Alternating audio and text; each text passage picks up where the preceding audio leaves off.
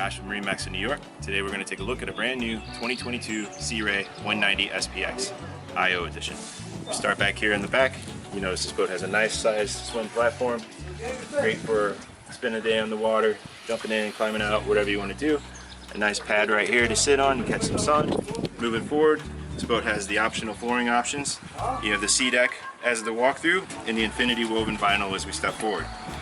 At the helm, you have analog display gauges as well as the Fusion stereo. To the port side, you have the bench style seating, or as you're seeing it here with the bolster removed, forward facing seating. You have storage here as like a little glove box. You also have more storage underneath the console here.